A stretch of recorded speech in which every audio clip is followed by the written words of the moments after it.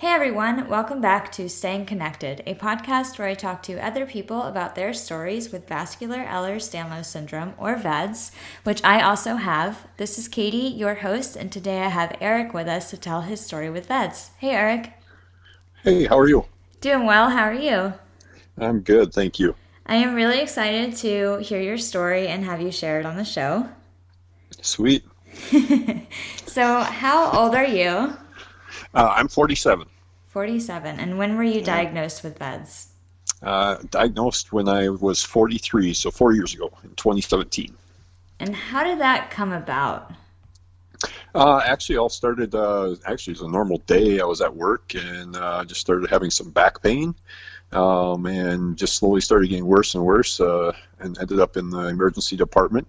And took some while for them to diagnose it, obviously, but I was there and um, at first I thought I had kidney stones. And then after about 2 days, I was transferred to Rochester here in Minnesota to the Mayo Clinic. And then that's where they diagnosed me with Ehlers-Danlos syndrome. So, how did they get from point A to point B? So, you were at work and you had this back pain Yeah. and thought it was kidney stones. And then a couple days later, you were at Mayo in Rochester and they thought you had vascular Ehlers-Danlos syndrome. Yeah, so lots of testing, lots of different things happened. So originally, I was here in Mankato, so I live in Mankato, Minnesota, which is also a Mayo Clinic hospital. And they actually took me to the cath lab. They found out through CT scans that I had some dissections, one in particular in my artery going into my kidney. And so they took me to the cath lab to try to fix it, and that didn't work. They actually caused another dissection as they were trying to do that, and so they backed out right away. I spent the night in Mankato, and then they went back into the cath lab again the next day to try to fix again, and it didn't work again. So then that's when I was flown to Rochester. They actually thought that I had an aortic dissection, and so they flew me to Rochester. Turns out I didn't have that, thankfully. Yeah. But I was put in ICU in Rochester, and then that's when they did a genetic doctor came in and actually talked to me about the different things that they thought it could be. And the first one that they talked about was vascular Ehlers-Danlos syndrome, and they wanted to do genetic testing, and so they did that. I spent a couple more, about another week and a half or so in Rochester, which is various things. I had several ultrasounds just to make sure nothing was progressing. I was put on blood pressure meds. When I was, there were so many things I was put on, it was ridiculous, the amount of stuff that I had going on. I lost circulation in my right leg, and so they were continuing to monitor that as well. So that's kind of the delay in getting me discharged from the hospital. And so they were focusing on that and doing ultrasounds periodically on those arteries as well. And then once they kind of gave me the all clear to go home, I went home, and at that point I wasn't the genetic testing hadn't come back yet. And so I had a follow-up appointment with a geneticist. It was probably, I would say, a week and a half to 2 weeks later. It took some time to get that testing back.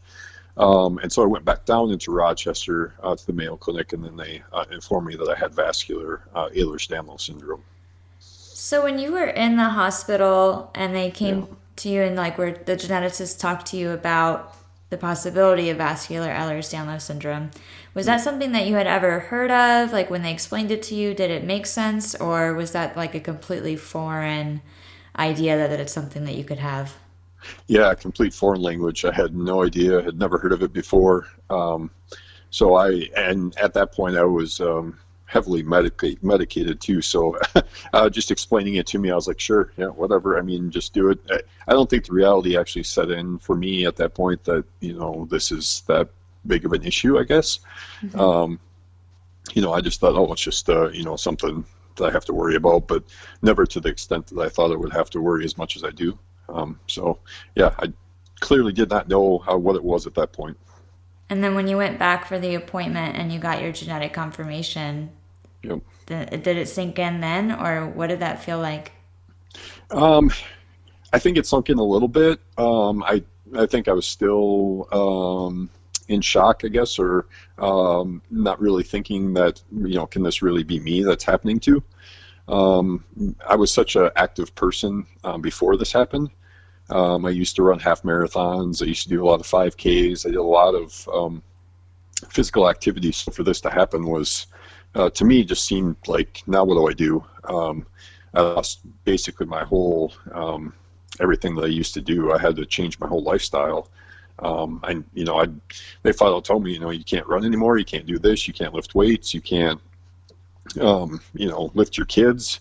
All those things just, were told to me right there on the spot. And I was just like, really? And so, yeah, it was definitely a shock. Yeah, that's got to be a huge shock. How old were your kids at that point? Oh, boy. Let's see. Hannah would have been 10, and Emily was 5. And did they get tested? Yes, they both got tested. Yep. And do any of them have VEDS too? Yeah, so Hannah came back negative, and then Emily does have VEDS as well. Yep, and so she's 9 right now. Does she know it? Have you told her? Yep. We've told her. We told her right away, right after we found out, and we went down and talked to the geneticist. We came back and we sat them both down at the table. They were both very concerned about the fact that they might have it. And so we just sat them both down at the table and explained to them that, we talked to Hannah first and said, you don't have it, but Emily, you do have it, and explained to her, what it was more so, and kind of what that means for her. And that she'll have to go to the doctor more often and get scans and be watched by a specific doctor in Rochester. And we'll have to watch what she can do from a physical activity standpoint. But I think she was pretty, actually she's pretty good with it and pretty receptive to it at this point anyway. We're twinsies, she says all the time, so we're VEDS buddies. So it's kind of how we work with it, I guess. So. That's sweet. So yeah, yep. When you were growing up, like I know you said it was like this completely foreign idea that you were very active and you did sports and you ran 5Ks. Looking back, were there any signs that you had it, or was this like your very first thing, no outward signs? Yeah, I had no signs whatsoever. Like you said, Katie, I played basketball in high school. I played football all the way through junior high school. I ran, several 5Ks. I did some half marathons. So I did a lot of active stuff, and there was nothing. The only thing I ever had was I dislocated my kneecap twice. That's the only thing I've ever had physically happen to me. So. Wow. Do you know if you have a family history? Yeah, so based on the genetic testing, my mother came back positive for VEDS as well. And so she had a stroke just a couple of years ago, actually, but that's the first thing that she's had, and she just turned 70 a couple days ago, actually. And then we think my grandpa had it too, so my mom's dad. That was never fully diagnosed because he had passed away before any sort of genetic testing was done on our family. But we just know that based on some things that he had wrong, and looking back at it, he'd had some surgeries where they said his tissues and stuff were like wet paper, like wet tissue paper. So we just assume that he had it. We don't know for sure, obviously, without that genetic testing, but the assumption is that he probably had it as well. Wow. And that's great that your mom is doing fine. So is she recovering from her stroke okay? Yeah, she's been doing great. She doesn't have any lasting side effects whatsoever, so it's been great. Well, that's fantastic news. Yeah, yep. That's awesome. So how are you doing now? It's been a few years since your diagnosis, and you had those renal artery dissections, right? How's everything going? Yeah, so post situation, I guess you could say. I'm doing well. I go up to Rochester once a year for follow-up appointments. So they do scans of all my arteries in my midsection. So they do the aortic, and then they do all the they do the renal arteries, and just make sure that nothing has changed as far as those. And then I'm on blood pressure meds. I do have chronic kidney disease based on my diagnosis and my injury. So my kidneys are functioning at about 47%. Normal person's at about 99%. So mine are running about half. But they continue to stabilize. I mean, they haven't changed. It's been at that point since probably a couple of years ago now. They've been stabilized. But when I originally had my injury or had my episode, my kidneys were functioning at 8%. So there was a lot of talk of dialysis for me, but thankfully everything kind of stabilized quickly and got functioning again. So I didn't have to go through that. But so yeah, just the routine visits to Rochester. Get my ultrasounds done every single year, just to make sure everything is stabilized. I follow up in the vascular department down there in Rochester. And they, make sure my blood pressure meds and my blood pressure is good. And yeah, that's essentially it. But all my dissections have healed. I don't have any more dissections at this point within my body. So that's fantastic. Yeah, I got lucky. It's really, really great news. Yeah. So I want to ask you kind of a tough question. Sure. And I know this was significant for me. And I think that in some ways our stories are a little similar. So I'm interested in what your perspective is. Yeah. So your whole life you were very active and did sports and ran, and nothing ever happened. And then this renal artery dissection happened when you were at work? Yep. What do you do for work? I'm actually a manager of security operations for Mayo Clinic. So I was actually at work right in the emergency department there when this happened. So. Okay. Is that really active, or were you doing anything when that happened? No. Believe it or not, I was sitting at my desk doing some stuff on my computer, and I just started getting some back pain. And I wasn't doing anything active at all. So I guess the tough question that I want to ask you is how do you cope with that mentally? Because I think that spontaneous factor is really stressful and can be stressful for a lot of people. Yeah, I agree. It is scary. It's one of those things that you just don't know. Me personally, how I cope is I just live every day as if it might be my last. Honestly, live it to the fullest and do everything I can with my kids, with my family. Enjoy the things that I have at this point, and follow everything that my doctors are telling me as far as keeping my blood pressure low, keeping those meds going. I don't want to ever stop those or anything like that. But I mean, essentially that's all we can do, right? Is follow what the medical people are telling us, and hope and pray for the best. I mean, it's kind of that attitude and that mindset that I have, that I just enjoy what I have at this point. Enjoy every moment, one moment at a time. Absolutely. That's great advice. So what else do I want to ask you? I feel like I have so many questions, but I also, it's just that spontaneity of it is just totally baffling to me. Yeah, I agree. The fact that, when you and I talked the other day, when they I guess the geneticist first told me that, you can't do this, you can't do that, you can't lift this, you can't lift that. And knowing that it happened to me while I was sitting at my desk, I wasn't even doing any of that stuff.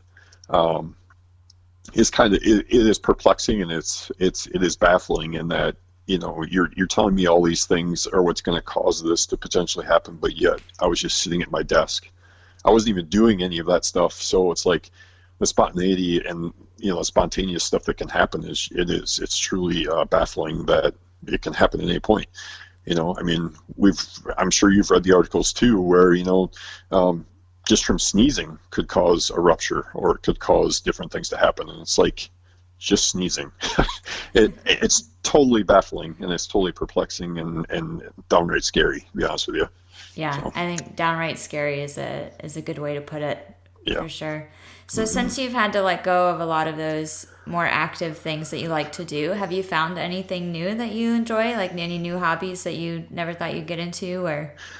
Yeah, honestly, so before my injury, I always had this passion for photography. And it was kind of at the wayside for me. I enjoyed the running and those kind of activities at that time, but now that obviously I can't do that, I've taken up photography. I've done, and I specifically focus on like wildlife stuff. So I'll go out in the mornings on the weekends and just hang out in the park, take pictures of the birds, and whatever might be happening in those types of locations. And it's just a fun way to get away from things, and it's nice and peaceful. You don't have to worry about people hounding you and asking you questions or anything like that. It's kind of my Zen moment, so to speak. So Oh, that's awesome. So that yeah. was something that you did enjoy prior, but then you just got more into it. Yeah, yeah. I mean, I had a camera and everything. I didn't do it as much, I don't think, as I do now, just because I enjoyed the running and stuff. But now this has kind of been my focus and my way of kind of de-stressing from everything and getting away, so to speak. So, Yeah, that's really great. I also want to yeah. ask you too. So your daughters are a few years older now than they were when Hmm. they were diagnosed. How Hmm. do you handle the diagnosis as a family? Like both your diagnosis and your younger daughter's diagnosis. Like, is there a secret to managing that to where the kids don't feel like I don't know how to ask this question right. Yeah, yeah, yeah. No, I know what you're saying. It's. I think we've all. I want to say we've all kind of gotten the understanding that what there's going to be certain things that Emily and I can't do. And we just focus on doing things that we can do, I guess is kind of the bigger picture for us. We know that, Dad and Emily are not going to be able to run 5Ks or be able to do those types of things. We still go on family bike rides. We still do stuff like that. We just, obviously not the more aggressive stuff. We just can't do those things. And we get that. So we've just changed kind of our focus as a family as far as we go camping more. That's a laid back type activity. There's nothing that we have to worry about so much with that. Just those little things like that that we focus on as a family, so that we don't have to worry as much about potentially hurting Emily or I. Yeah. And do you do anything special with the school?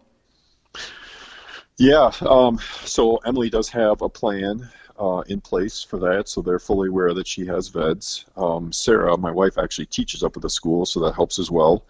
And then, so yeah, they have a plan in place, and we actually, I guess Sarah and I, and then several other families within Mankato here area actually started a little fundraiser. We call it Chillin' for a Cure. It's every February, where we help raise funds for different organizations that we all are kind of dealing with. We've all got rare diseases. It's kind of interesting that this one little school has so many different people with different diseases, I guess, so to speak. But so yeah, we do fundraisers and stuff like that, and raise money for our organizations that we're helping out. So Oh, that's awesome. That's called Chillin' for a Cure. yep, yep, Very cool. I think I read some statistics somewhere at some point that like 1 in 10 people or 1 in 20 people maybe have a rare disease or yeah, something. So it's really cool that y'all are doing that. yeah, yeah. It's fun. We love doing it. So.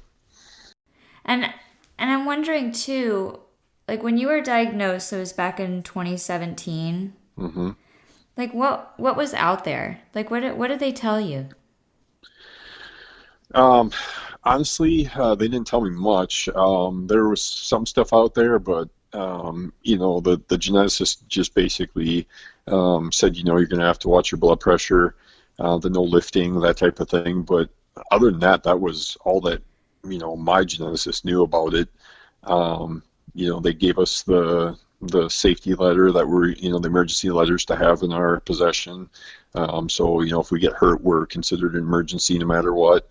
But that was basically it. I was, when I was in Rochester, I was seen by so many different specialists.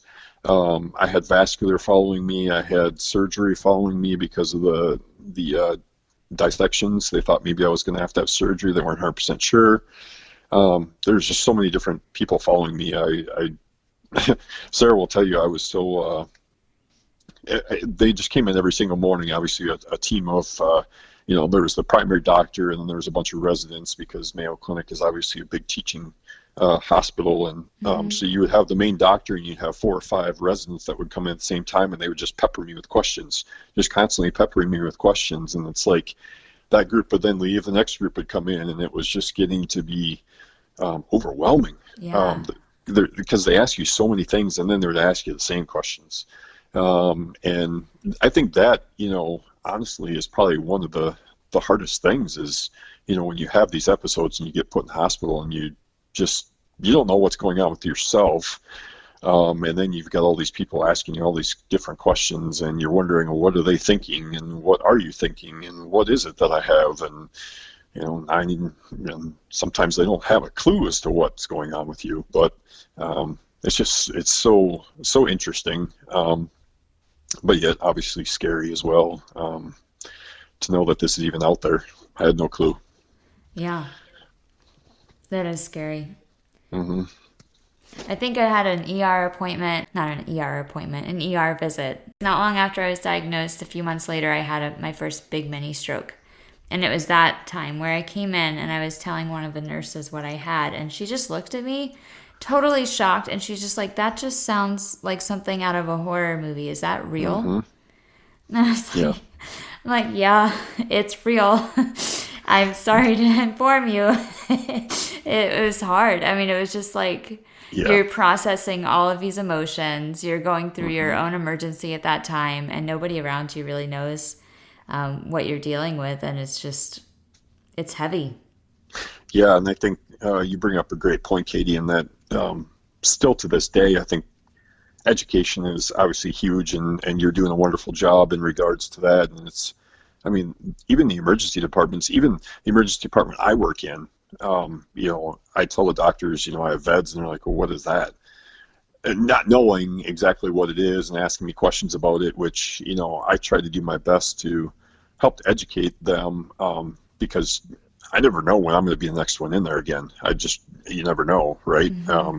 And I want them to be able to help me if something does happen, because the more they know now before I actually am, in a bad state, the more they know about it, obviously the better it's going to be for me in the end. So it's scary that they have some of them have no idea what this is or have never even heard of it. So it's a big deal, and that is something that we've worked on a lot at the VEDS movement, to increase that education out there.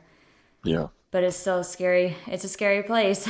It is. That's for sure. It's a really scary place. Yeah. So if there was any piece of advice that you could give somebody who's listening to this podcast and it's the first time that they are realizing they have VEDS or they just got diagnosed, what would that be? Live in the moment. I think that is the biggest thing I can tell you. Know that we are not superhumans, that we might have things that we have to worry about, but just live in that moment. Live for what you have today, knowing that, things might change the next day. You just never know. Well, thank you so much for sharing your story with us. Do you have anything else that you'd like to share about your story that we didn't talk about? No, I guess for everybody that might be listening to this, just don't give up hope. We will find a cure. And it's coming. We'll get there. It's just going to take some time, but we'll get there. Don't give up hope. I love it. And do you want to put in a plug real quick for your Chillin' with a Cure event? Yeah, so Chillin' for a Cure, obviously last year we weren't able to have it because of COVID, but we have it every year. It's in February, last Sunday in February. And, we just have a big chili cook-off is what it is. We have a bunch of people come up, and so we have a amateur competition and a pro competition, and raise funds for a bunch of different organizations. And where do you find more information about that? We are on Facebook, Chillin' for a Cure. If you want to go on Facebook, you can find out a whole bunch of information on us as well. Cool. Thank you so much, Erik, for sharing your story with us. Absolutely. Thank you. And thank you everybody for listening. This was Staying Connected. New episodes of Staying Connected come out on the last Sunday of every month. So hit subscribe and stay tuned, and we'll see you soon.